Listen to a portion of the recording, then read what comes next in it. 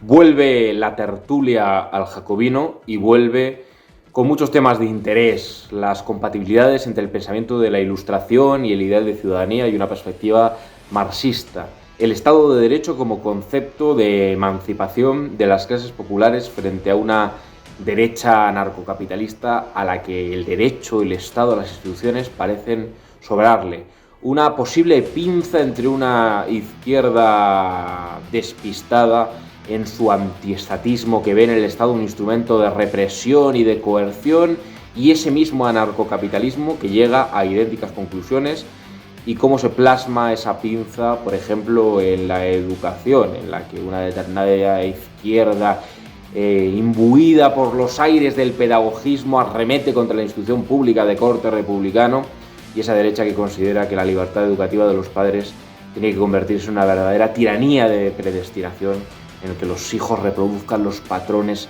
morales, culturales de las familias. Hablamos sobre jacobinismo en términos de control político de la economía y también sobre el jacobinismo y su proyección territorial. De todos estos temas y de muchos más hablamos con Carlos Fernández Liria en una edición de La Tertulia enormemente interesante. No os la perdáis. Bienvenidos, bienvenidas al Jacobino.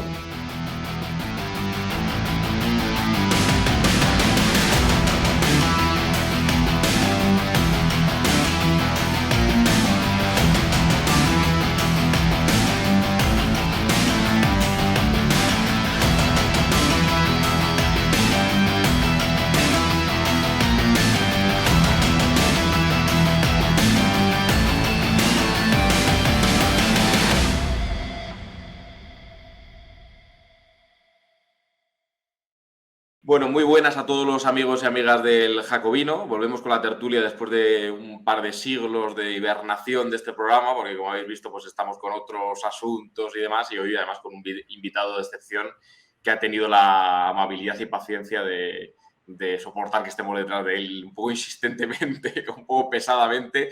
Carlos Fernández Liria, bienvenido al Jacobino. Un placer que estés aquí con nosotros. Muchas gracias por invitarme, Guillermo. Encantado de estar aquí. Un gusto enorme.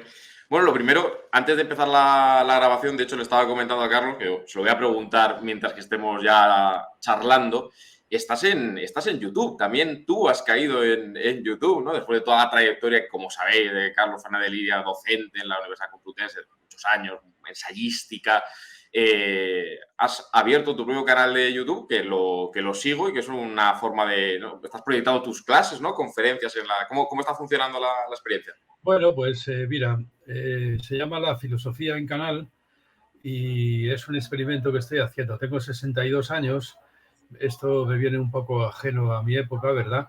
Pero me he dado cuenta de que, bueno, pues no me queda ya tanto tiempo para jubilarme porque el tiempo ha pasado a una velocidad vertiginosa y no sé muy bien cómo ha podido ser, pero de pronto me encuentro con que estoy ya cercano a la jubilación, vamos, o sea, con 65 me podría, bueno, ya me podría jubilar, pero me jubilaré lo más tarde posible porque me entusiasma la docencia. Entonces he pensado que una manera de continuar siendo profesor cuando ya no tenga más remedio que tirar la toalla en la universidad por cuestiones laborales, pues se me ha ocurrido pensar que podía continuar mi docencia en YouTube, que es una plataforma que me permite tener muchos seguidores. En este momento, no sé, tengo 14.000 seguidores, pero 13.000, no sé. Pero cada vídeo que cuelgo, bueno, pues tiene siempre 4.000, 5.000 visionados y me he dado cuenta de que, bueno, yo dando clase, pues tengo 200 alumnos al año, ¿no? Claro. Así es que, bueno, de alguna manera es una forma de llegar a mucha más gente y de poder seguir dando clase. Bueno, lo que estoy haciendo tampoco es nada del otro mundo. Lo que estoy haciendo es plasmar mi docencia en esta plataforma nueva para mí, ¿no? Más vieja que para vosotros que nada, pero lo estoy colgando, pues sí, en vídeos de media hora, pues estoy colgando casi todo las cosas que cuento en clase, sin ir más lejos. Ahora mismo estoy con un taller de investigación sobre Freud, Ajá. que lo tengo abierto porque es muy, muy largo, porque, bueno, pues sobre Freud todavía estoy pensando mientras que hablo o mientras que doy clase, pues me pasaba lo mismo. Freud tampoco es una cuenta cerrada ya para mí, sino todo lo contrario, es una cuenta abierta, llena de misterios, y estoy pues intentando pensar y comprender al mismo tiempo. Explico lo que he comprendido yo por el momento, ¿no?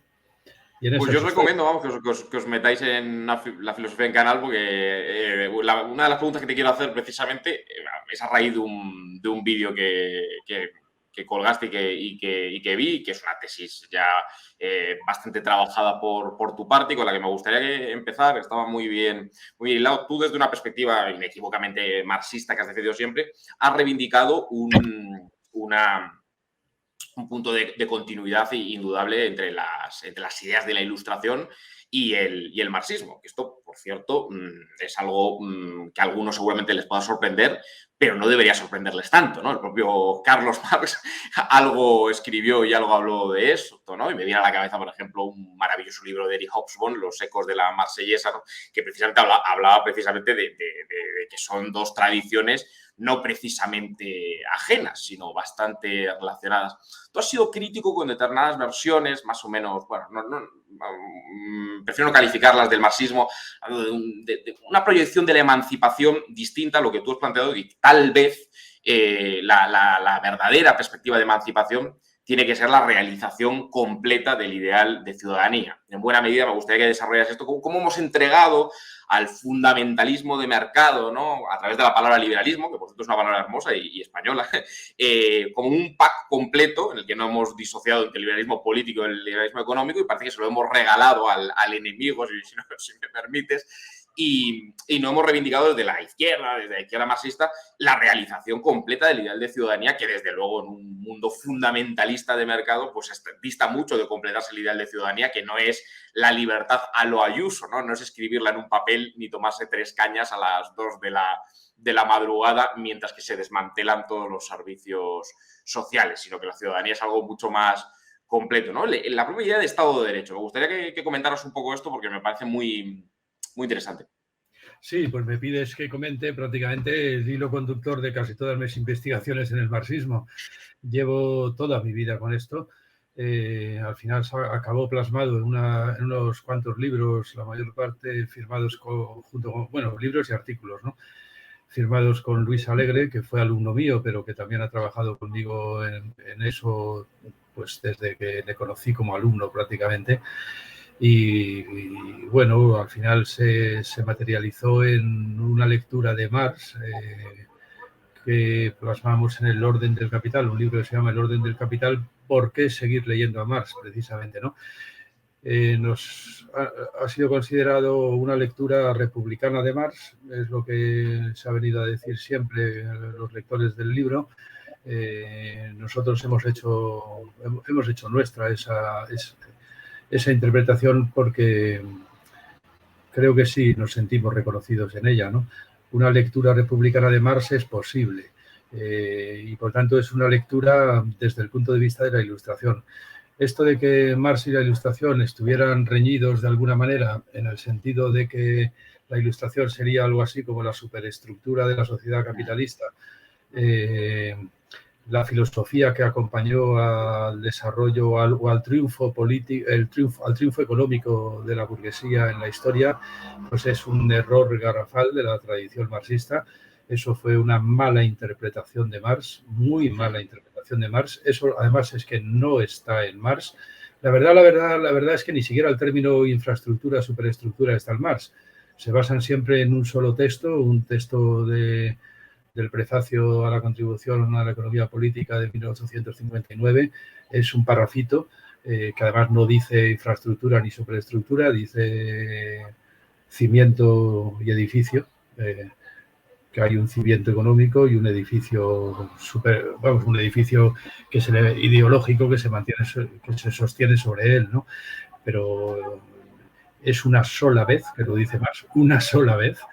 Y naturalmente, pues no es una cuestión de montar todo el tinglado del materialismo histórico a partir de un párrafo así de Marx, que no se vuelve a repetir en toda su obra. Cuando Marx tiene unas obras completas, como sabes muy bien, que ocupan toda una pared si las pones en fila, vamos. O sea, un solo parrafito ha servido para montar un galimatías, un auténtico error de interpretación con respecto a toda la obra de Marx. Marx no fue un enemigo de la Ilustración. Marx se refería siempre a su público precisamente con la categoría de ciudadanos. Marx no comenzaba sus discursos diciendo hijos de la madre patria rusa, como Stalin, ni comenzaba sus discursos diciendo camaradas, como se solía hacer en el Partido Comunista. Marx comenzaba sus discursos diciendo ciudadanos, ciudadanos. La ciudadanía era precisamente el hilo conductor de Marx.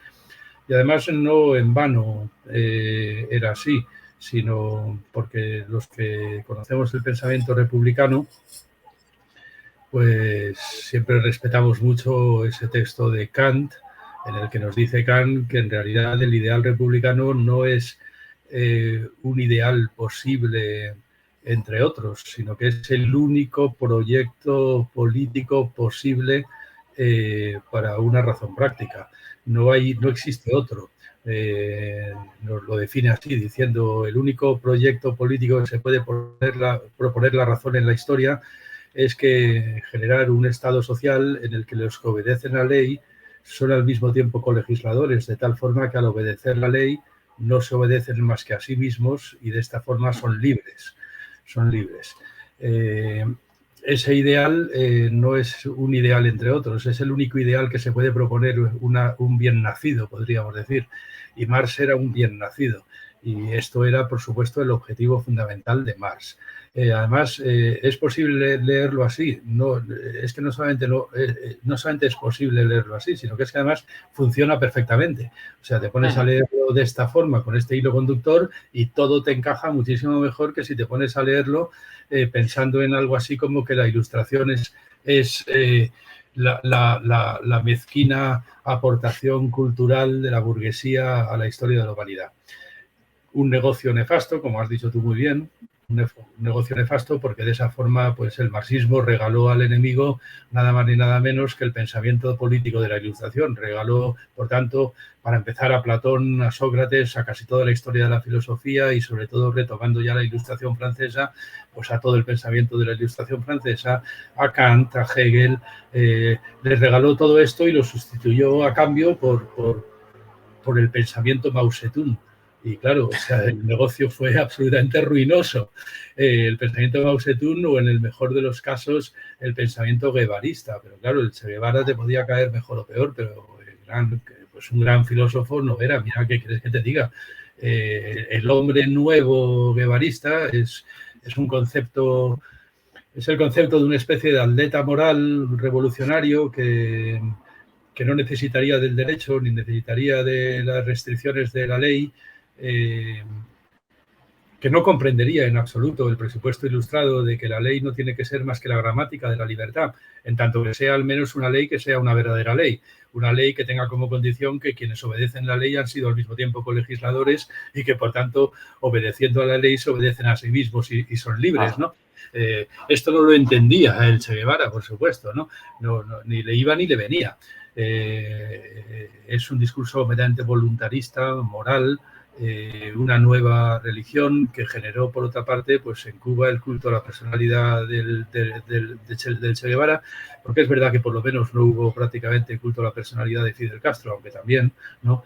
Pero bueno, no hay más que recordar cuando en otros experimentos más impresionantes, ¿no? Como el de la Unión Soviética o el de la China maoísta, pues se pretendió ir más allá del derecho y más allá del concepto de ciudadanía con el hombre nuevo soviético, con el hombre nuevo maoísta. ¿Qué se generó? Pues una nueva religión, porque es que el derecho, tú lo sabrás muy bien como eres experto en derecho, el derecho yo diría que es la única escalera que ha inventado el ser humano para levantarse por encima del suelo religioso de la humanidad. Y si pegas un salto más en una escalera, pues te caes al suelo de nuevo otra vez. Pretendes superar el derecho, pretendes superar la única escalera que se ha inventado para superar la religión y por tanto vuelves otra vez a la religión, de cabeza. Así tuvimos el culto a la personalidad de Mao Zedong, el culto a la personalidad de Stalin y el culto a la personalidad, no digamos ya, pues de Corea del Norte, pues al Kim Il-sung al principio y ahora al Kim Il-jong que es su nieto o su hijo, yo qué sé, ¿no? Y además Carlos, es curioso lo que, es decir, estoy totalmente de acuerdo en esa interpretación republicana. Claro, ese desprecio que sigue latiendo en determinadas posiciones del derecho, pues, es decir, y del Estado, hablamos del Estado de Derecho, ¿no? Incluso del propio concepto de Estado de Derecho, ¿no? Todos los Estados han sido de derecho, ¿no? Se dice un poco denigratoriamente sobre el concepto, ¿no? Como una expresión de la clase dominante de la burguesía y como efectivamente ese Estado, esa mala interpretación también del Estado como el Consejo de Administración de la burguesía, cuando hoy nos encontramos a una derecha que a mí me deja a veces un poco estupefacto, que se considera a ella misma revolucionaria con esta pulsión constante anarcocapitalista, ¿no? Una derecha que en España ha bebido de fuentes nacionalcatólicas y ha sido profundamente reaccionaria. Hoy tienen yo lo veo constantemente en las tertulias a las que a veces me invitan, por las que transito, una obsesión brutal contra el propio derecho, sin ellos darse cuenta, ¿no? Porque luego se maneja con bastante ligereza el sintagma democracia liberal, como si no hubiera antinomias ni conflictos entre la democracia, eminentemente intervencionista, y su idea de libertad negativa, abstencionista y tal, ¿no? Pero ellos arremeten constantemente contra el Estado, incluso cuando dicen, no, el Estado, luego hablaremos seguramente de la cuestión territorial y tal, el Estado tiene que reaparecer en partes del territorio nacional, tal, y acto seguido en la misma frase dicen, y tiene que desaparecer el Estado, papá Estado que nos constriñe y que nos impide ser libre, ¿no? Las normas cuantas menos mejor, porque coartan nuestra libertad, ¿no? Frente a la idea de ciudadanía, en buena medida esta derecha de toque minarquista, narcocapitalista, que tiene un fervor, ¿no? Y que en redes sociales, fíjate, en redes sociales y en esta propia plataforma, ¿no? En YouTube, con los famosos youtubers andorranos, ¿no? Los impuestos son un robo, el Estado nos roba, el Estado nos coarta, el derecho en última instancia nos coarta un individuo que parece que flota en la estratosfera, flota en el aire, parece que la economía es una ciencia aséptica que no tiene nada que ver con el Estado, con la política. Es curioso, ¿no? Como del lado de la izquierda no reivindicamos ese ideal de ciudadanía, que ese fundamentalismo de mercado, que ese anarcocapitalismo, que ese individualismo casi solipsista, es profundamente antiestatista y tiene todo un proyecto de enmienda a la totalidad al derecho. El derecho les sobra. Incluso hay procesos, desde mi punto de vista, enormemente preocupantes de privatización del derecho. Es decir, frente a las normas, con todas sus insuficiencias del Estado, del derecho positivo, de los espacios de soberanía democrática y de control democrático de la economía, como los estados, plataformas privadas que instrumentan sus propios instrumentos de arbitraje, ¿no? Pero vamos, esto, mi trabajo lo he visto de todo, ¿no? Es decir, cuando quisieron socavar la tutela judicial efectiva tras 1000 estafas bancarias, por ejemplo, las acciones Bankia, con arbitrajes privados, dándoselo a consultoras privadas, como KPMG, por ejemplo, los procesos de privatización del derecho, ¿no? Es interesante, no sé cómo ves esto. Pues me estoy sorprendido. Yo creo que estamos bastante de acuerdo, pero más de lo que yo pensaba. Bueno, lo veo igual que tú. O sea, a mí lo verdaderamente trágico no me parece no me parece el hecho de que el anarcocapitalismo de extrema derecha o de derechas diga lo que dice. Lo que me parece sorprendente es que la izquierda haya caído tantas veces en la trampa de jugar el mismo juego antiestatalista. Porque es que, claro, eso de que Marx y Engels y, por supuesto, Lenin dijeran que el Estado era el instrumento de dominio de la clase dominante, se aplicaba en unos momentos en que el Estado solamente servía como instrumento de dominio de la clase dominante, pero que no había nada en el Estado que no fuera sencillamente un instrumento de violencia de clase. En esa época sí. Pero es que resulta que todas las conquistas de las clases trabajadoras a lo largo de toda la lucha comunista se han materializado precisamente en instituciones estatales. Entonces, ahora mismo, ser antiestatalista, ¿qué quiere decir? Pues se quiere decir estar en contra precisamente de todas las instituciones que ha conseguido conquistar, arrancar a la merienda de negros en que las corporaciones económicas se arrancan la piel a dentelladas, pues las clases trabajadoras han conquistado ciertas instituciones, ciertas cotas de legalidad. ¿Ser antiestatalista qué es?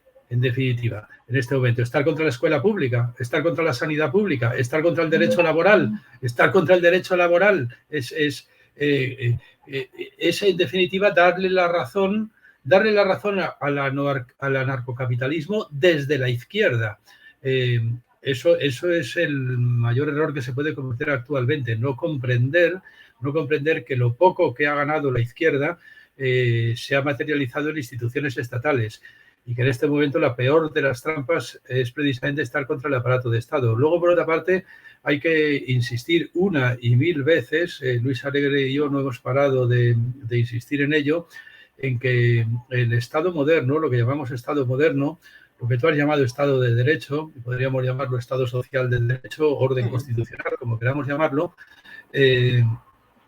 es una maquinaria con un conjunto de dispositivos que están muy bien pensados. Es una buena idea, es una muy buena idea. El equilibrio de poderes, la división de poderes, las garantías jurídicas, el habeas corpus, son todo un complejo, todo un tinglado de dispositivos de defensa jurídica y que permiten además sostener históricamente las conquistas de los débiles, porque no hay que olvidar que en principio, esto es una cosa elemental para cualquiera que haya leído algo en la historia de la filosofía, que la ley, ante todo, es la palabra del débil, siempre, porque el fuerte no necesita de la ley, el fuerte ya tiene la fuerza. Hay un texto de Marx que dice esto y siempre se interpreta mal, como si a Marx le importara una mierda el derecho, porque decide la fuerza, claro que decide la fuerza, y la única fuerza de los débiles es la ley, carajo, es la ley.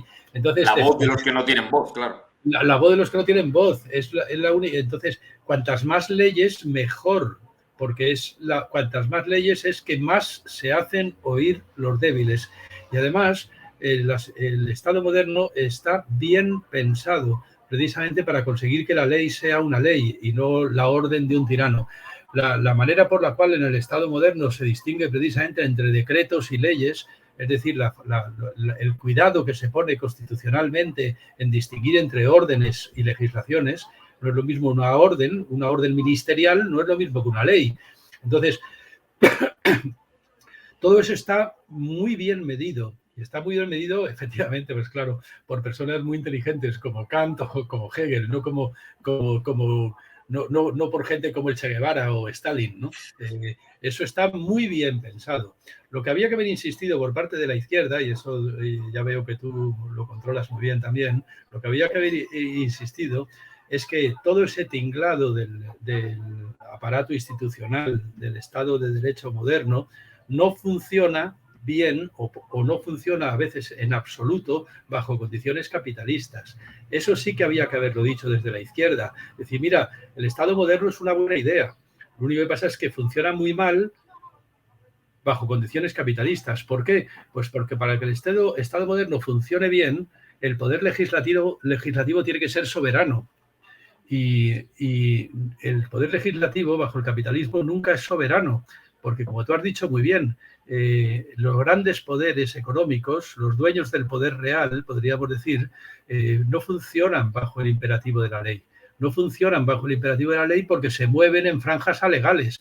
Por ejemplo, los paraísos fiscales. Pero es que no solamente eso, sino que es que las corporaciones económicas han chantajeado siempre al Parlamento.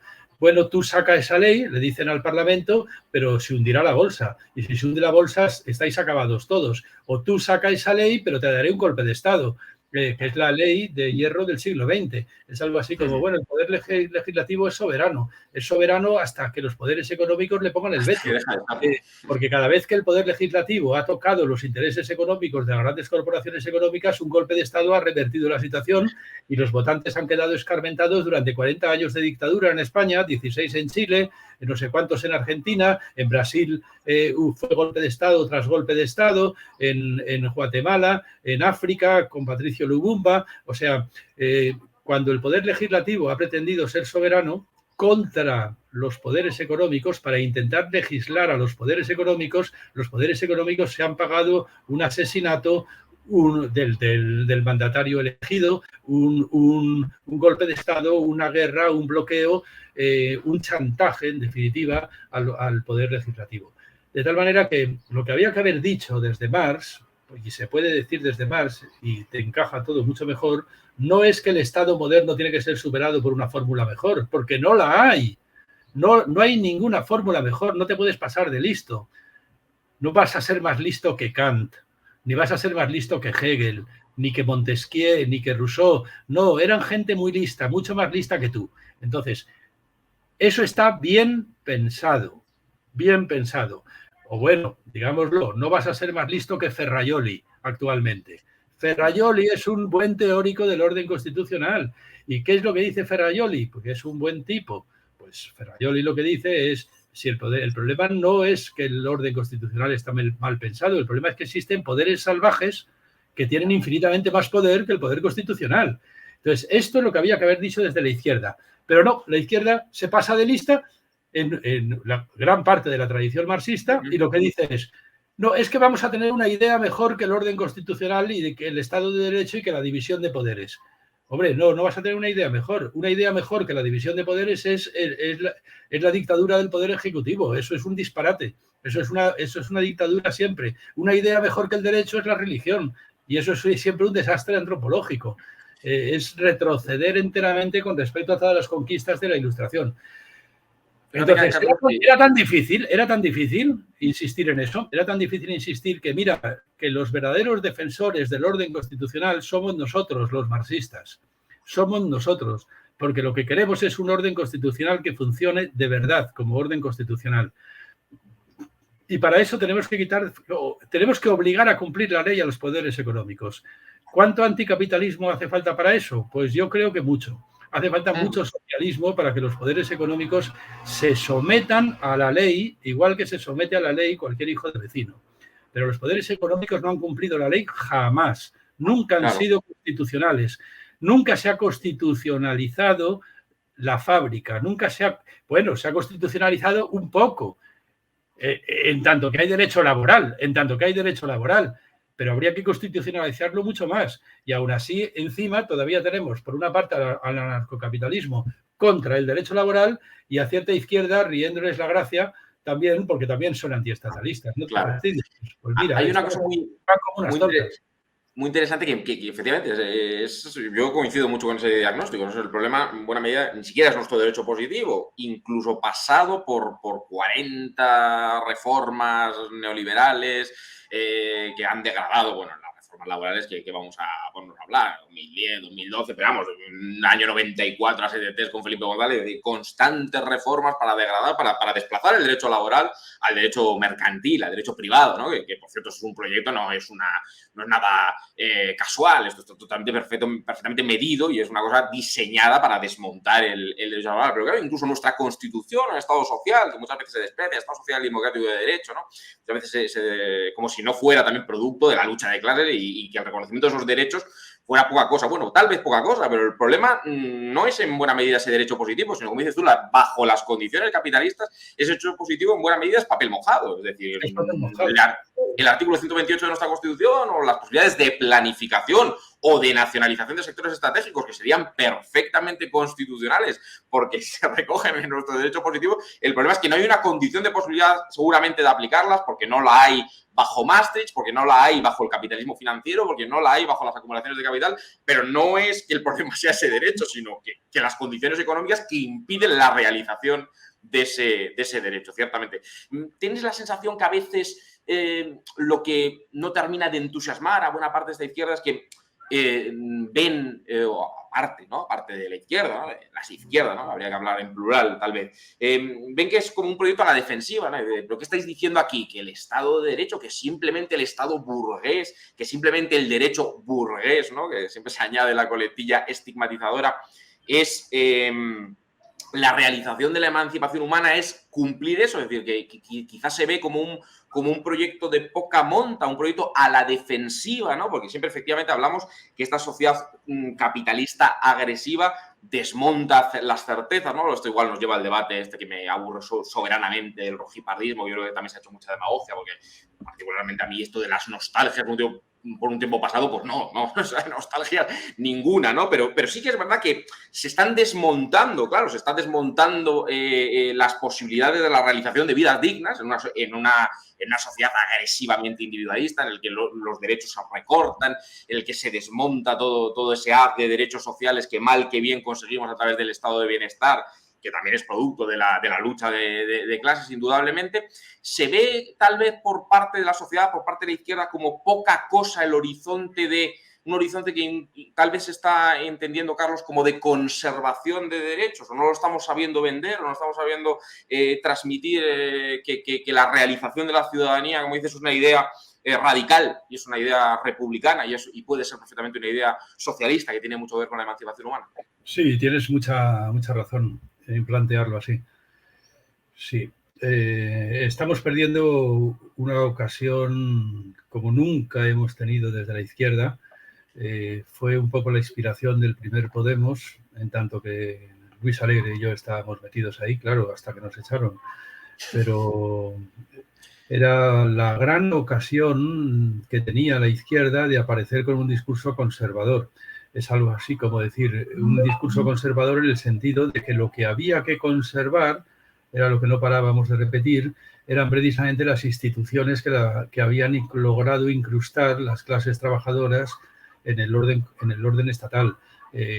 Hay que conservar la sanidad pública, hace falta conservar el derecho laboral, hace falta conservar los tribunales de justicia, para empezar, porque es verdad lo que tú decías, que se está privatizando la justicia, cada vez tenemos más tribunales, entre comillas, de arbitraje, que en definitiva acaban siendo tribunales privados. O sea, o la misma idea de los tribunales de arbitraje económicos, en el sentido de que una empresa privada pueda llevar a un parlamento, a los tribunales, por elaborar una ley contra el salario mínimo o una ley de salario mínimo que perjudique los intereses de esa empresa. Eso de los tribunales de arbitraje internacional es un escándalo. A Kant le habría estallado el cerebro y le habría salido por las orejas. ¿Cómo una empresa privada va a llevar a la sede de la soberanía a un tribunal? Eso es una contradicción en los términos. Y sin embargo, vivimos en un mundo así. Y pretender que, en definitiva, la culpa la tiene el derecho, en lugar de que la culpa la tiene el hecho de que no tenemos derecho donde creemos que lo tenemos, que no hay verdadero Estado de Derecho, pues es un disparate sin igual. Lo que habría que haber insistido en este momento, y lo que habría que seguir insistiendo, pese a que no nos ha salido del todo bien, desde luego con el experimento Podemos, por otros problemas que ya hablamos en otra ocasión, ¿no? Lo que habría que haber insistido todo el tiempo es los verdaderos defensores de un verdadero orden constitucional somos los de izquierdas, precisamente. Es la izquierda la que tiene un discurso de orden frente a los poderes revolucionarios y terroristas, anarcocapitalistas, que están dispuestos a acabar con todas las instituciones del Estado de Derecho con tal de seguir dando libertad al dinero. Y no es lo mismo dar libertad al dinero que dar libertad a las personas. Esto, Eduardo Galeano, recordarás esa magnífica frase que tuvo de decir, cuando me hablan de libertad, me gustaría saber a qué libertad se refieren, porque en Latinoamérica, para dar libertad al dinero, durante todo el siglo XX se ha metido en la cárcel a las personas. Bueno, pues eso. Vivimos en un mundo en el que para dar libertad al dinero se encarcela a las personas. Y lo que querríamos, lo que deberíamos de proponernos los anticapitalistas de cualquier signo, es cómo lograr encarcelar al dinero para dar libertad a las personas. Ese sería el programa y no es una cosa tan difícil de plantear o de concebir. Y era una gran ocasión en estos momentos de revolución neoliberal, decir, mira, ahora los antisistemas revolucionarios sois vosotros y nosotros, desde la izquierda, lo que defendemos es el orden constitucional, que esto en definitiva tampoco lo inventó Podemos, el primer Podemos, esto lo inventó Julio Anguita ya en los años 80. En los años 80 Julio Anguita aparecía con la Constitución diciendo, yo como comunista me conformo con que se cumpla este libro, pero es que este libro no tiene instituciones de garantía, que se hagan las instituciones de garantía para amparar, para dar derecho de amparo a todas las cosas que pone en esta Constitución, porque pone muchas cosas muy bellas, muy bonitas y muy necesarias, pero no hay instituciones de garantía con respecto a esos derechos plasmados en este libro. Eso lo inventó ya Julio Anguita en los años 60 y tampoco tampoco era una cosa tan difícil de comprender, pues no sé por qué, en lugar de seguir ese camino, pues la izquierda ha seguido con su ideología 68ista, dándole todo el tiempo vueltas a la inmensa, infinita rebeldía y la espontaneidad de las masas imprevisible. El poder constituyente, el poder constituyente de Toni Negri. Pero si nosotros no queremos poder constituyente, que eso siempre es una matanza, lo que queremos es poder constituido, pero que esté bien constituido. Y lo que pasa bajo el capitalismo es que tenemos demasiado poder constituyente, porque el poder constituyente son las grandes corporaciones económicas, ese es el verdadero poder, eso es lo que hace, ese es el verdadero poder, ese poder constituyente hace que la ley esté constantemente en estado de excepción. Pero de estado de excepción, que es que luego resulta que viene Agamben y sus discípulos, y eso del estado de excepción parece que mola. A mí no me mola nada. Vivimos en un continuo estado de excepción porque los poderes económicos siempre están al margen de la ley. Y cada vez que no les conviene la ley, la eliminan, generando precisamente un estado de excepción que siempre es una dictadura que escarmienta a los votantes durante el tiempo que sea necesario. Bueno, pues joder, lo suelo resumir así. Mira, no somos posmodernos, no estamos en la posmodernidad. Es que el problema está en que ni siquiera estamos en la modernidad. Nunca hemos tenido Estado moderno. El Estado moderno es una cuenta pendiente que está por construir, porque al Estado moderno le falta una pata, podríamos decir. Es un taburete de 3 patas y le falta una, y los taburetes cuando no tienen más que 2 patas se caen. Tenemos libertad y tenemos igualdad ante la ley, pero no tenemos fraternidad, y la fraternidad no es el lado ornamental del lema de la Revolución Francesa. La fraternidad es, como todo el mundo sabe, o deberían saber los marxistas, que son los que menos se enteraron de esto, es el lado material del asunto, el lado materialista del asunto. Es decir, si es una metáfora. Los hermanos no dependen los unos de los otros para existir, como un hijo tiene que pedir permiso al padre, o como un siervo tiene que pedir permiso al señor, o como un esclavo tiene que pedir permiso al amo, o como una señora en otros tiempos tenía que pedir permiso a su marido hasta para abrir una cuenta corriente. Que todos seamos hermanos quiere decir que todos seamos independientes civilmente, que no tengamos que pedir permiso a nadie para existir. Y esto de la independencia civil, que es, por tanto, eso, libertad, igualdad e independencia civil de la población, eso no se consigue sin tocar las condiciones materiales de existencia. Ese es el lado materialista del lema de la Revolución Francesa. Y por ahora hemos tenido libertad e igualdad, pero no hemos tenido independencia civil. Eso es lo que Díaz Ayuso no puede entender ni comprender. Falta el asunto de la independencia civil. No te vale de ser libre para hacer lo que sea en unas condiciones en las que no puedes hacer nada porque no tienes condiciones materiales para hacerlo. No te vale para nada. Sí. En última instancia, Carlos, si sujetos a poderes arbitrarios, como dices, tampoco somos realmente libres, ni igualmente libres, ¿no? En la formulación republicana, con lo cual se han analizado también esos conceptos enormemente. Se han analizado que la libertad es una nomenclatura vacía de contenido material y es más bien, yo veo constantemente la vindicación, este debate de la meritocracia, la vindicación de la tiranía de los orígenes, ¿no? Cómo se ponen cuando hablamos de impuesto de sucesiones, ¿no? Eso es un robo, si la herencia es la institución más antimeritocrática y la tiranía del origen y de la familia, es decir, me refiero a estar en contra de un impuesto de sucesiones. Es que los 3 conceptos son los 3 ejes del pensamiento republicano: libertad, igualdad, fraternidad, que yo creo que están bien pensados así. No se explican más que cada uno de ellos se explica por los otros 2. Una libertad entre personas que no tienen independencia civil no es una verdadera libertad, es una libertad, como decía, para nada, por nada y en la nada. Entonces es una fantasmagoría, sencillamente, exactamente igual que la igualdad ante la ley. La igualdad ante la ley sin independencia civil pues es una igualdad para nada, que precisamente lo que hace es siempre enquistar las desigualdades sociales. Entonces, es una trampa mortal. Este Estado de Derecho cojo que tenemos es un Estado de Derecho tan cojo, que de derecho no tiene nada. Lo único que tiene es una fachada. Exactamente igual que el asunto de la democracia parlamentaria. El problema no es la democracia parlamentaria, que es una muy buena idea, mucho mejor idea que la democracia participativa o que la democracia popular o la democracia radical. Es mucho mejor idea la democracia parlamentaria. Pero el problema está en que no vivimos en una democracia parlamentaria.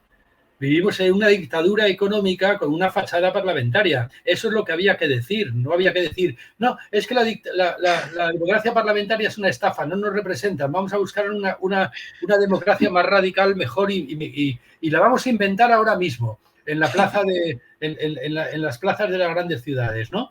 Reunidos aquí todos, vamos a inventar la democracia participativa asamblearia. Bueno, en principio eso está muy bien que la gente se reúna en las plazas, por supuesto, porque si no hay gente en las plazas, pues no hay política. Pero, coño, era una mala idea. Lo que había que haber hecho era explicar que la democracia parlamentaria tiene unas condiciones que en este momento no se están cumpliendo. No te vale para nada. Que el Parlamento sea Parlamento, claro, que impiden que el Parlamento sea Parlamento. Convierte, en estas condiciones económicas, el Parlamento se convierte en una cueva de bandidos. Pero la culpa no la tiene el Parlamento, la culpa la tienen las condiciones que lo convierten en una cueva de bandidos.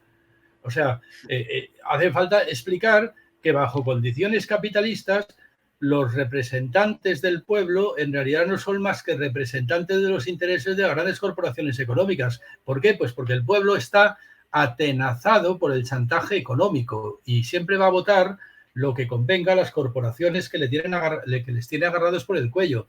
Toda la población a la hora de votar sabe que si a los bancos les va mal, nos va mal a todos. ¿Por qué? Porque los bancos nos tienen agarrados por aquí.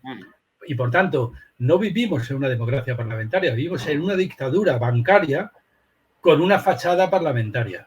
Y lo que hace falta es conseguir que el Parlamento sea de verdad un Parlamento, no tener una mejor idea que el Parlamento.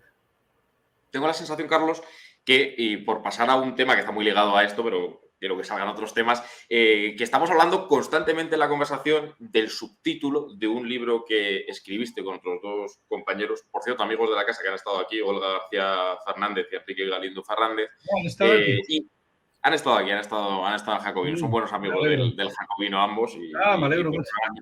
Dos personas magníficas. Es que hicimos una tertulia. Fueron dos grandes alumnos míos de antaño, sí.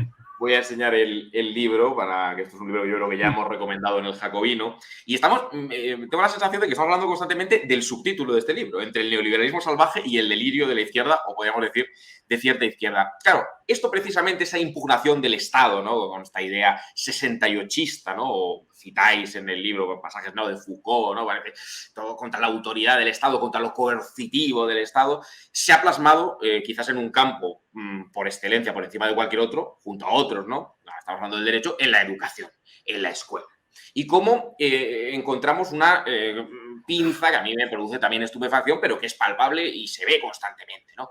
Por un lado, una determinada izquierda, no sé cómo adjetivarla o apellidarla, que parece que está con el desprecio de la instrucción pública republicana, precisamente cuando hablamos de meritocracia, de falsa meritocracia y tal, pues si el ascensor social tenemos claro desde la izquierda que está completamente averiado, joder, pues la instrucción pública que reivindicáis en este maravilloso ensayo de transmisión de conocimientos como elemento vertebral para que la movilidad social tenga algo que ver más allá de un lema o de un sintagma con algo real, que efectivamente permita a las clases populares que luche contra la tiranía de los orígenes, contra la predeterminación social, contra esta cosa que le gusta en el fondo tanto a la derecha, ¿no? De que los hijos son de los padres, ¿no? Ustedes se enfadaban mucho en 13TV, como no, se enfadaron mucho porque les decían, no, los hijos no son de los padres, los hijos son hijos. Claro que están sometidos a una institución especial de derechos, deberes que se llama patria potestad, pero controlada por el Estado y sujeta a lo público, porque se educa no para ser hijo, ni para ser padre, ni para ser hermano, sino para ser ciudadano de una sociedad política. Con lo cual, esta idea privatizada de decir, no, hacemos la libertad educativa de los padres como algo omnímodo. No, porque en tu casa se puede no valorar las humanidades, las matemáticas, la lengua, la cultura, pero como lo valoramos públicamente, y es muy importante que el Estado, que la educación es una preocupación siempre pública. No, pero tú tienes hijos, Guillermo, me decían, fíjate, el ad hominem en el debate, ¿no? Depende de si tienes hijos o no, luego echan la culpa a la izquierda de ser identitario. identitaria, son profundamente identitarios, ¿no? Si tienes hijos o no, si eres negro o blanco y tal, puedes hablar.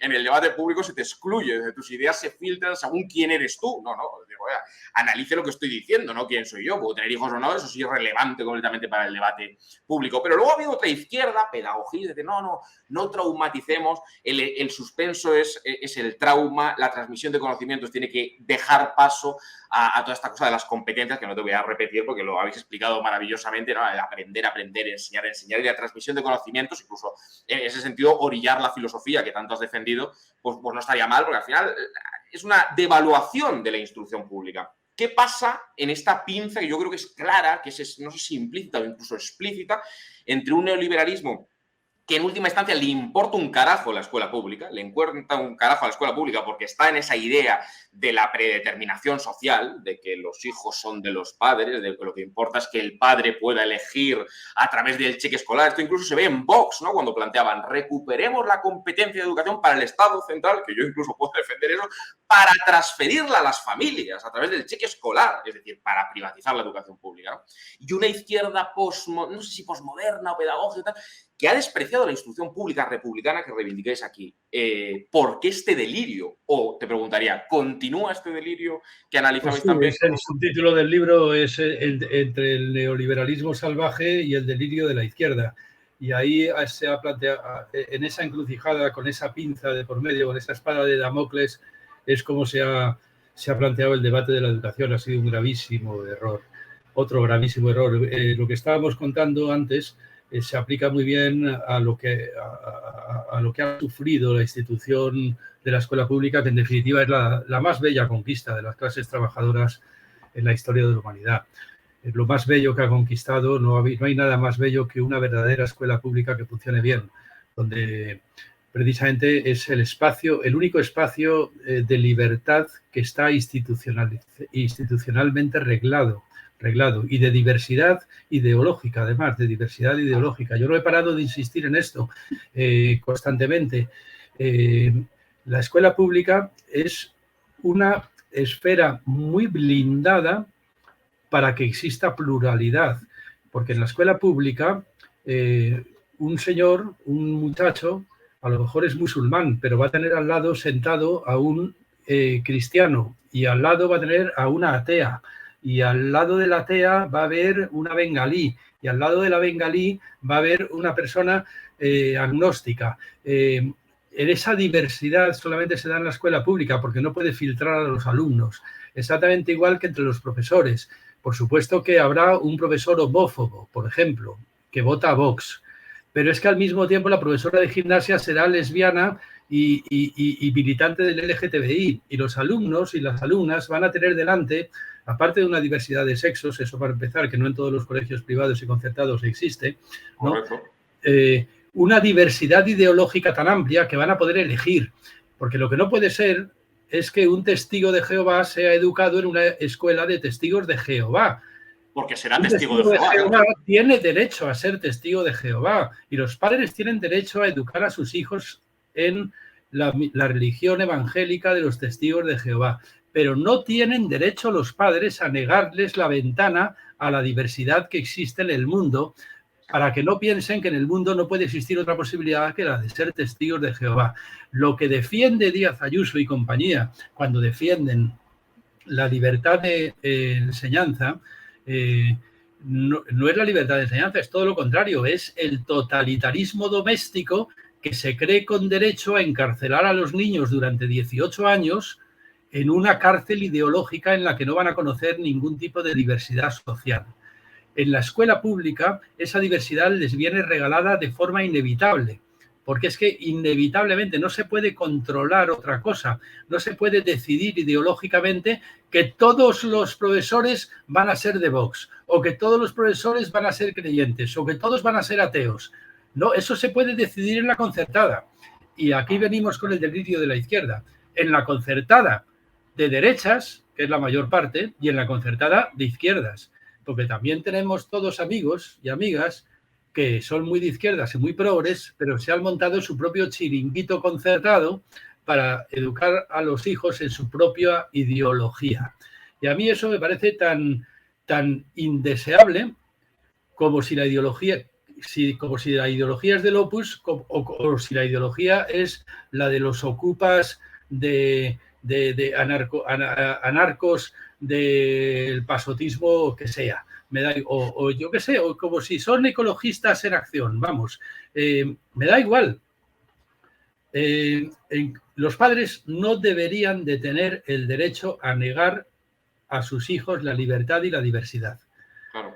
Y para eso se inventó la escuela pública, para librar a los hijos del totalitarismo doméstico, para librar a los hijos del totalitarismo de sus padres, del adoctrinamiento familiar, que tienen derecho los padres a educarles en como quieran, pero no tienen derecho a negarles otras posibilidades vitales. Y como te digo, o sea, en casa pueden ser educados como quieran, pero que pasen por un lugar en el que van a descubrir otras posibilidades y van a llegar a casa y van a preguntar al padre, oye, resulta que mi compañero de pupitre no es testigo de Jehová, o mi compañero de pupitre, mira por dónde, pues no es feminista, ecologista, progre y anticapitalista, sino que es un tipo de Vox. Bueno, pues mira, pues bienvenida sea esa diversidad, que es la que te permite formarte y la que te permite madurar. Aparte de que es la única diversidad que te permite alguna suerte de objetividad, que es lo que pretendemos. No hay nada más revolucionario, no hay nada más de izquierdas, y esto lo dijo hasta Lenin, que la objetividad. La objetividad es siempre un arma que la izquierda no debería de perder jamás. Y es muchísimo mejor que tu hijo, tu hija, tenga una ventana hacia la objetividad a que esté blindada una puertecilla ahí o un ventanuco hacia una escuela ideológica muy de izquierdas.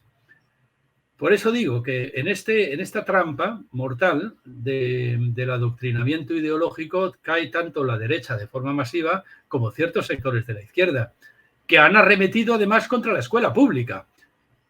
Que eso ya es el acabose ya, o sea, creer, pensar, llegar a concebir siquiera que lo que es la más bella de las conquistas de la historia de la humanidad, la escuela pública, sea algo así como una institución de vigilancia y castigo, una institución disciplinaria, como dijeron los Foucaultianos, como dijo el propio Foucault, una institución disciplinaria de vigilancia y castigo. La escuela pública, no sé, 2 siglos de conquistas de las clases trabajadoras para llegar a defenderla. Y, por cierto, en unos momentos en los que además está siendo atacada por todos lados. Y entonces de pronto nos encontramos con que, al mismo tiempo que el neoliberalismo está muy interesado en acabar con ese experimento popular de la escuela pública, nos encontramos con ciertos sectores de la izquierda echando mierda sobre la escuela pública. Hombre, esto es una calamidad, es como tú has dicho, bueno, como dice el subtítulo de ese libro que has enseñado, es una pinza fatal, una pinza fatal. Por una parte, el neoliberalismo salvaje queriéndose cargar la institución y por otra parte, el delirio de la izquierda aplaudiendo porque se trata de una institución disciplinaria que supuestamente habría que combatir. ¡Qué desastre, de verdad! ¡Qué desastre!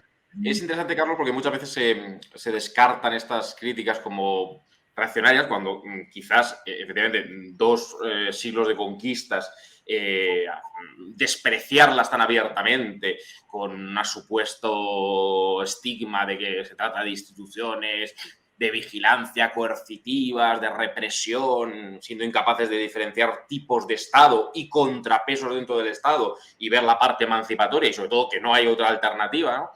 Quizás lo verdaderamente reaccionario y nostálgico de un pasado oscuro es desandar todas esas conquistas, ¿no? y despreciarlas, ¿no? Porque hay veces que arremeter contra la instrucción pública y en última instancia contra el Estado, en esta visión también infantilizada del antiestatismo, hace efectivamente una pinza perfecta con todas estas majaderías ANCAP del homeschooling, de los padres, tal, que bajo la rúbrica de la libertad, en el fondo, como bien decías, no tiene nada que ver con la libertad, ¿no? Es privar al niño de las posibilidades de educar muchas veces contra los padres, porque en el sentido de que hay que dar al niño que se va a convertir en un ciudadano otras alternativas. No significa que no pueda reproducir los patrones morales, ideológicos, sociales, políticos, culturales de los padres, pero hay que darle otras alternativas. No somos correas de transmisión, porque también en las familias hay enormes prejuicios. Esta sacralización de la esfera privada a veces se encuentra un cómplice absurdo.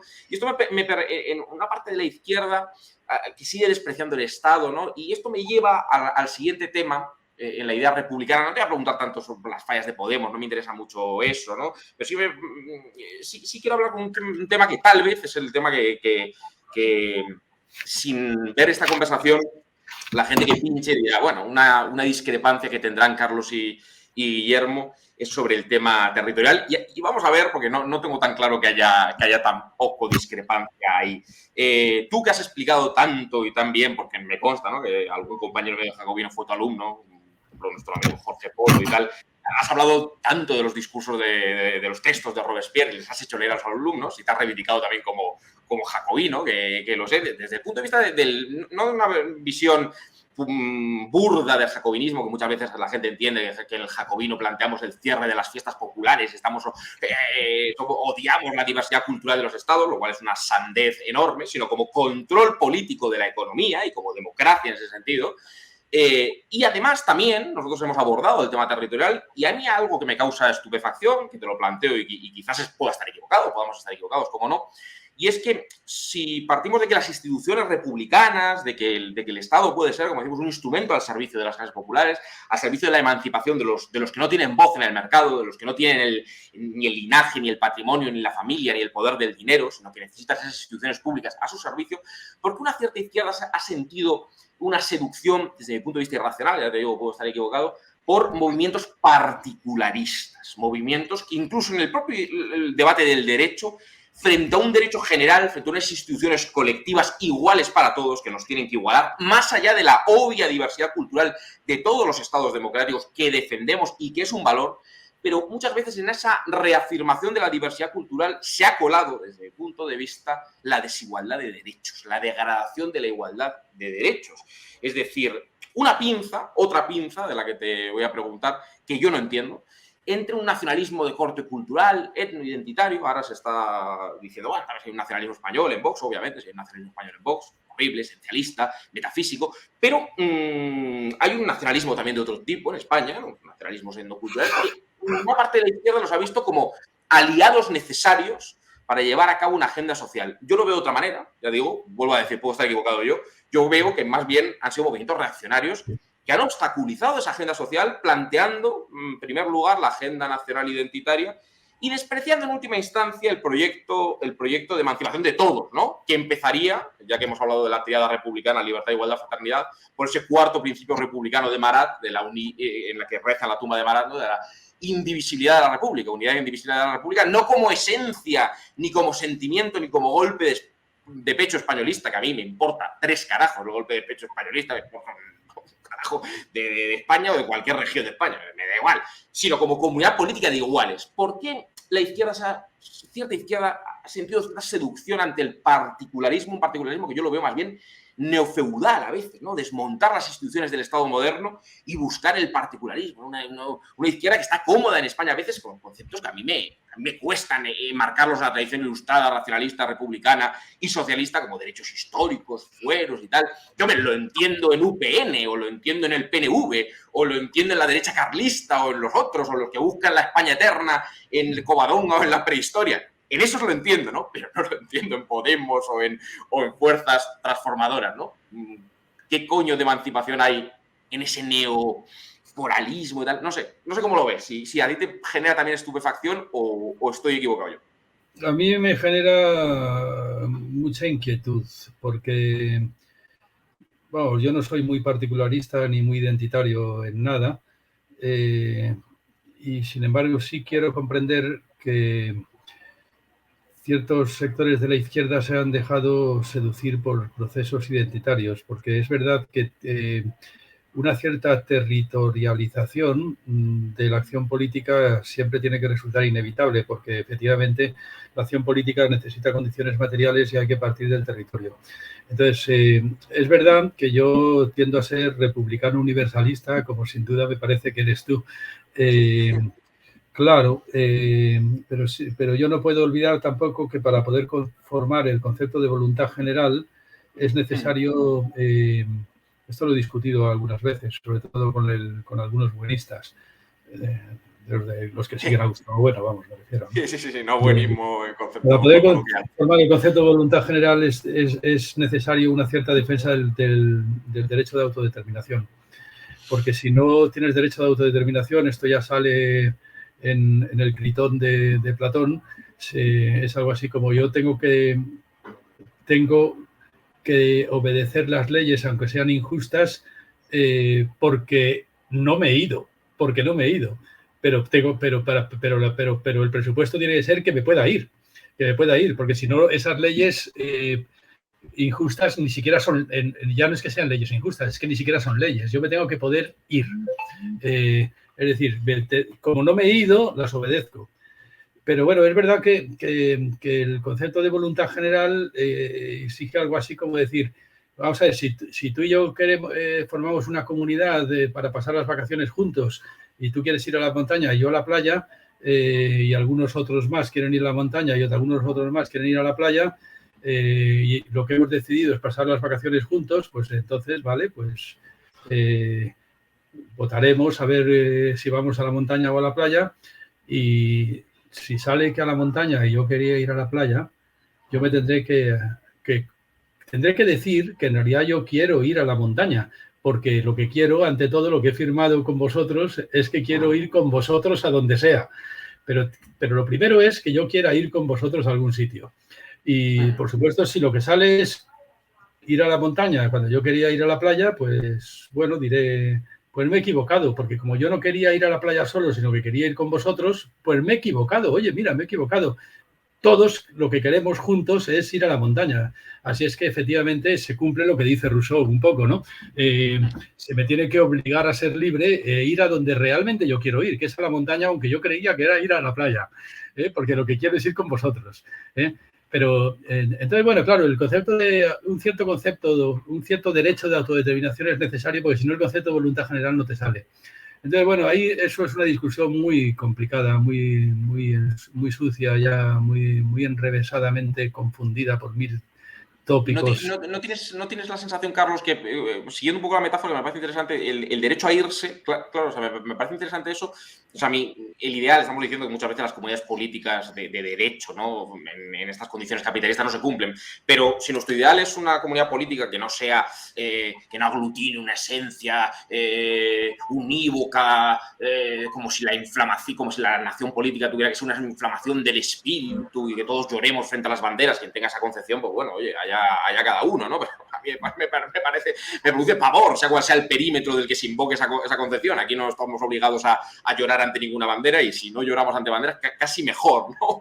A la vista de la historia, ¿no? Pero si soñamos con una comunidad política que sea una unidad de decisión conjunta, más allá de los sentimientos de cada uno, las procedencias, las diversidades, tal, de redistribución conjunta e imperativa, claro, el irse, desde mi punto de vista, estaría legitimado perfectamente, claro, irse, lo puedo decir, pero irse levantando una frontera allí donde no la había y diciendo, oiga, a usted, que algo de eso hay, ¿no? Porque también no olvidemos que en los nacionalismos hay una pulsión insolidaria, es decir, a mí no me sale a cuenta del todo pagarte tal, redistribuir con Extremadura o con Andalucía, con tal. Ahí es lo que a mí me genera, decir, irte sí, pero irte trastocando lo que es de todos, con parte de lo que es de todos. Eso hay que verlo en cada caso, por supuesto. O sea, yo no creo que Sucre, Bolivia, tenga derecho a irse. Claro, Cataluña tiene derecho a irse, pues habría que verlo, supongo que no. Y desde luego que en un referéndum de autodeterminación en Cataluña, si yo fuera catalán, pues votaría claramente que no, como muchos amigos míos que, sin embargo, sí que han defendido el proceso, ¿no? Lo han defendido, pero han defendido el derecho a decidir, pero que votarían que no, pues claramente. Habría que verlo en cada caso, en unos casos sí y en otros casos no. Y eso es una discusión mucho más empírica. No se puede decir O sea, cuando tienes derecho a irte porque estás tocando lo común o cuando no lo tienes porque estás tocando lo común, pues es una cuestión que hay que decidir en cada caso. Y en el caso, si te estás refiriendo al caso de Cataluña, por ejemplo, o el caso del País Vasco, pues es una larga discusión. Tan larga, que además yo, la verdad es que no me muevo como pez en el agua en ese ámbito. Estoy harto. Yo por mi parte estoy harto de esa retórica nacionalista. Por lo mismo que decías tú. Pero que incluso la vamos a ver con un sustrato no etnoidentitario, pero la estamos viendo con un sustrato contractualista y anarcocapitalista aquí en Madrid, diferente, ¿no? Porque hablar de una identidad colectiva lingüística en Madrid sería absurdo. No, eso sí, habría que ver la educación bilingüe. Con que la comunidad más independiente de España, sin duda, es Madrid. La secesión de la libertad, ¿no? Es la que cumple menos leyes y además la que alardea de cumplir menos leyes, vamos. Sí. O sea, vamos a ver lo de la secesión de los ricos. Haya una enorme solidaridad, vamos, en esos dos planteamientos. Ya quisiera el PNV tener la libertad de movimientos que tiene Díaz Ayuso, que no han cumplido nada. Sí. Lo que han hecho con la educación, o sea, vivimos realmente en una isla que se niega cada vez más a cumplir las leyes estatales. En cuanto a lo que yo pensaría, yo efectivamente en esto, mira que sí que soy verdaderamente muy jacobino. O sea, a mí lo que me encantaría es que no hubiera nada transferido. Nada, ni la educación, ni la sanidad, ni nada, no. Yo, por ejemplo, fui profesor en la época en la que el territorio era un territorio único, el territorio MEC. Gracias a eso viajé a Canarias, viajé a Segovia, viajé a Granada, viajé a un montón de pueblos por todo el territorio del Estado español. Y bueno, pues a mí no me parecía una mala idea, me parecía una excelente idea que yo defendería. Otra cosa es el derecho a decidir si quieres formar parte de eso o no. Eso sí creo que desdichadamente es inevitable. Siempre puedes tener un amigo que no solamente no quiera ir a la playa porque él ha decidido ir a la montaña, sino que decida que no quiere saber ya nada de ti y que no te ajunta. Pues si no te ajunta, ¿qué le vamos a hacer? Pues pierdes un amigo. ¿Que tiene derecho a llevarse las tuberías? Pues eso supongo que no, claro. Claro. No, y quizás habría que deslindar en el sentido de que la señora Ayuso tiene derecho a cultivar la superstición de considerar que hay una identidad libérrima en Madrid y que las cañas y que no te encuentres a tu ex, aunque tengo dudas yo de que no te la puedas encontrar a tu ex en Madrid. Pero igual lo que hay que decir a la señora Ayuso es que yo aspiro a tener una ley de vivienda nacional progresista de verdad, con parques de vivienda pública de verdad y no desmantelando las empresas de vivienda pública, los fondos buitre, como está ocurriendo en este país de forma vergonzosa, y que ninguna comunidad autónoma, por muy neoliberal que quiera ser, pueda sustraerse al cumplimiento de la ley común. Igual al PNV también hay que decirle, a mí me encanta, mi padre es vasco, yo siempre lo digo, yo veraneo mucho en el País Vasco, me encanta la diversidad española, gastronómicamente, el País Vasco seguramente me gusta más que otras partes de España para ir y para estar y la Concha, y me parece una maravilla, Donosti. Pero igual, eso, es decir, que yo deslindaría el plano de por supuesto, la posibilidad de un Estado culturalmente plural, es que va de suyo, con la diferencia de derecho, ¿no? Que hablábamos, con un mismo estatus jurídico para todos, que no haya posibilidades de islas que se sustraigan a la igualdad, sobre todo en términos igualitarios, ¿no? No sé si es mucho pedir, si es utópico, si es sustraerse al país que tenemos, pero yo no creería que España está condenada a no ser una comunidad política republicana en ese sentido de iguales. Bueno, y ni siquiera solamente España. Yo abogaría por una república cosmopolita, que es lo que es el objetivo inevitable de cualquier programa político sensato. Lo que pasa es que los medios por los que se llega a una república cosmopolita o por los que más te acercas a ella, pues ahí hay mucho que discutir de por medio. Entonces ahí hay muchas opiniones que discuten entre sí. Lo que sí que es cierto es que todas tienen sus razones y su peso. No es una discusión idiota, no es una discusión entre personas muy sensatas por un lado, muy jacobinas, y por otra parte lobotomizados ideológicamente borrachos de identidad. No. Hay gente muy sensata, claro. Hay gente muy sensata y la discusión merece la pena. Yo, pues mira, no me gusta tener amigos de las CUP, pero los tengo. los tengo y me parece gente sensata, efectivamente, ¿entiendes? Incluso, pues en algún momento defendía a Herri Batasuna en su época, porque tenía amigos en Herri Batasuna y me parecían sensatos y las cosas que decían me parecían sensatas. Que yo fuera partidario del independentismo y mucho menos de la violencia, pues no, eso no, yo no lo era en absoluto. Pero sí que había cuestiones de fondo que me parecían dignas de ser discutidas. No es una discusión idiota, es una discusión muy interesante.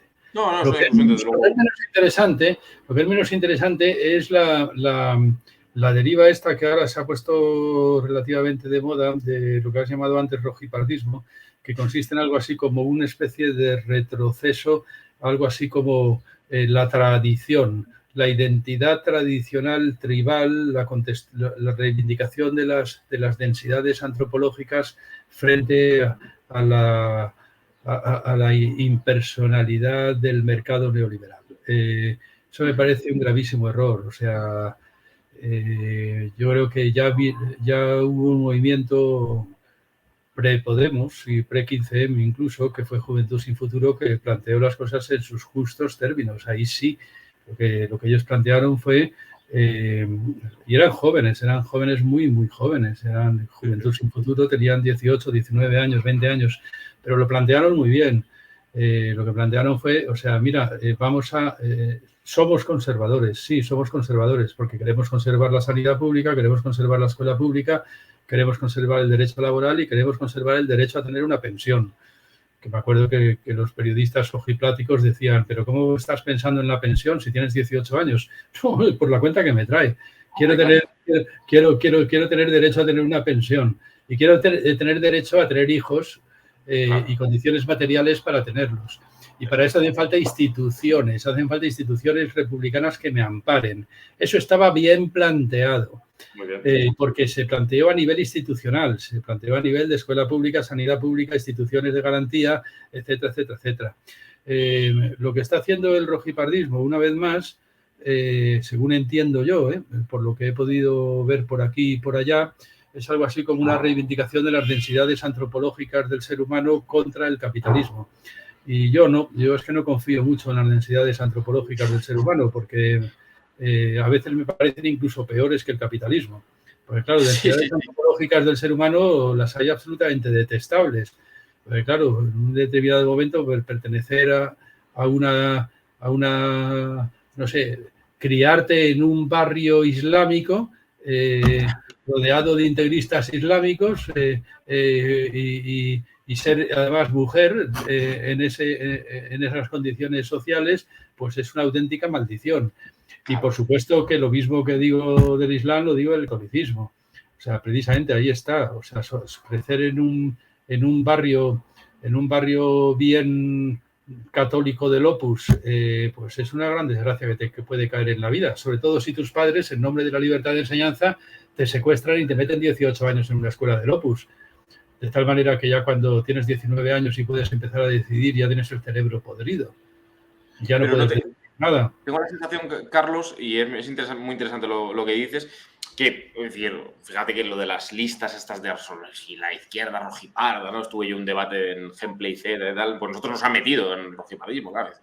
Por el tema territorial, precisamente, ¿no? Que, como bien dices tú, es un tema complejo, pero oye, debatámosla con razones y no utilicemos la brocha gorda, ¿no? De decir, oye, pues a mí una visión, no sé si alguien en la izquierda está planteando una visión tradicionalista de regreso a un pasado sobre el que proyectar las geografías. A mí me parece un espanto, ¿no? Claro, cuando nos llevaron a ese debate, pero ¿usted qué cree? ¿Meter la religión católica imperativa? No, yo soy un laicista radical, un republicano y un ateo. O sea, es un poco raro que estemos nosotros ahí. Yo creo que hay tradiciones, como bien dices, horrorosas, a las que no solo no hay que volver, sino que hay que intentar que el Estado republicano se ponga al servicio de la emancipación de aquellas personas que tienen la desgracia de haber caído. Con lo cual, tengo la sensación muchas veces que lo que mejor nos haría a las izquierdas es espacios racionales en el que escucharnos unos a otros, como igual hemos intentado hacer hoy aquí, y al final estamos de acuerdo en muchas cosas y por supuesto, para nosotros es un verdadero honor que estés con nosotros porque eres un referente del mejor pensamiento de la izquierda republicana marxista. Más allá de que pueda haber discrepancias, por supuesto, pues esto no es una secta y podemos tener discrepancias en cosas y es bueno. Yo no sé si estos conceptos en general, no digo el concepto rojipardo, sino otros, si no están operando como palabras policía, como trazo grueso, que igual es inevitable, ¿no? Pero no sé si sirven muy bien a la discusión pública para no convertirla en un frenopático, que igual algo hay, ¿no? Te vi charlar con Ana Iris Simón, ¿no? Yo leí Feria, a mí me gustó mucho Feria. No necesariamente estoy de acuerdo, no sé qué posicionamiento tiene Ana Iris sobre el aborto, tal, no sé. Es decir, sé cuál tiene el Jacobino, no sé, que es un proyecto progresista, radicalmente progresista en lo moral. Pero, hombre, claro, sospecho cuando en ese grupo se nos mete a gente que estamos a favor, por supuesto, de una ley de plazo de aborto, a favor de la regulación de la eutanasia, a favor de todos los derechos civiles plenos de las parejas LGTBI, pero vamos, indudablemente, a favor de la salida de todas las religiones de la escuela. O sea, sospecho de esos conceptos cuando, más que reflejar realidades complejas, sirven para callar, ¿no? Tengo la sensación. No, seguramente tienes razón y no sea un concepto muy bien planteado. De hecho, ni siquiera sabía ni tenía ni idea de que a vosotros, los del Jacobino, os han metido... También estamos en el listado, sí. Tú también estás en el listado del rojipardismo. Estamos. Bueno, pero digo que es un listado un poco arbitrario. No sé muy bien lo que es el rojipardismo. Yo reconozco que no tengo elementos para juzgar lo que pueda ser eso y probablemente no es nada. Probablemente, pues efectivamente es una especie de metáfora que circula por ahí, porque veo que debe de haber gente muy distinta. Por ejemplo, Ana Iris Simón, pues yo le he leído cosas muy interesantes. Sí. Es verdad que luego gente que lee a Ana Iris Simón ya me parece que no dice cosas tan interesantes.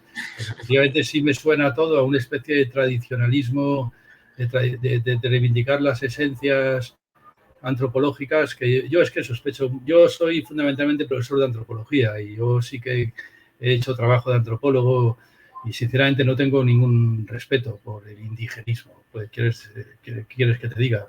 En eso soy muy jacobino, efectivamente, soy muy jacobino. O sea, yo creo que lo mejor que le puede pasar a un indígena es empezar a ser republicano. Ciudadano de la república. Y ciudadano de la república, efectivamente. Eso me parece. Pero claro, lo que no se puede hacer es obligarle a ello. Porque entonces si le obligas a ello, ya primero endureces su indigenismo y se convierte en un antirepublicano por reacción. Y entonces es peor. O sea, el problema no fue que la Ilustración conquistara otros mundos. El problema es que detrás de la Ilustración venían los traficantes de esclavos. Y al final lo que tenían, claro, o sea, el problema no fue la Ilustración, el problema fue el colonialismo. Que esto siempre es una cosa también que con el pensamiento latinoamericano estás discutiendo constantemente, porque te dicen, no, es que la Ilustración no es más que un imperialismo europeo. Pero ¿cómo va a ser un imperialismo europeo? Lo único que tuvo de europeo o de europea la Ilustración fue el colonialismo, que es exactamente la derrota de la Ilustración. Pero claro, yo reconozco la Ilustración en la frase de Robespierre, perezcan las colonias antes que renunciar a un principio. Y lo que hizo fue mandar un montón de emisarios a liberar los esclavos de las colonias francesas.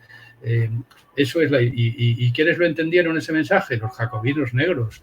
Esos eran los verdaderos ilustrados, esos eran los verdaderos jacobinos. Entonces, claro, pretender que la Ilustración es algo así como el imperialismo europeo conquistando el mundo. No, perdona, el imperialismo europeo conquistando el mundo es el imperialismo europeo conquistando el mundo. No tiene nada que ver con la Ilustración, es más bien la derrota de la Ilustración. Fueron los traficantes de esclavos los que condenaron a la guillotina a Robespierre, los que dieron un golpe de Estado y guillotinaron a Robespierre, porque precisamente lo que no podían tragar era con la liberación de los jacobinos negros. Claro. Exactamente, pues... Te voy a decir una cosa, Carlos.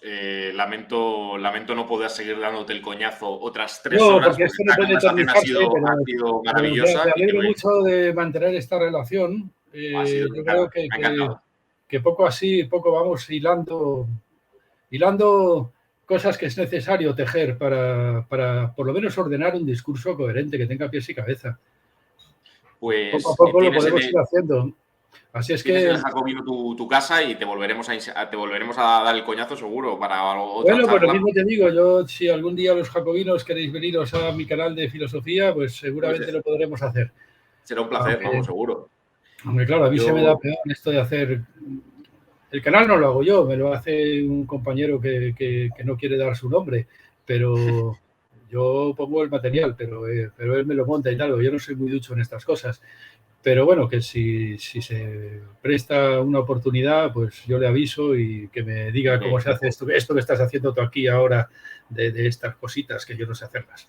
Vamos, ya también te digo que a mí hay un equipo detrás del Jacobino. Yo soy. Bueno. Igual soy más torpe que tú en lo técnico, ¿eh? La edad no tiene nada que ver. Yo soy un pato. Bueno, Guillermo, pues la verdad que un placer y quedamos para una próxima ocasión. Seguro, tenemos muchas cosas sobre las que seguir discutiendo. Un abrazo muy fuerte, Un abrazo Carlos, muy fuerte, amigo. y muchas gracias. Venga, chao, hasta luego.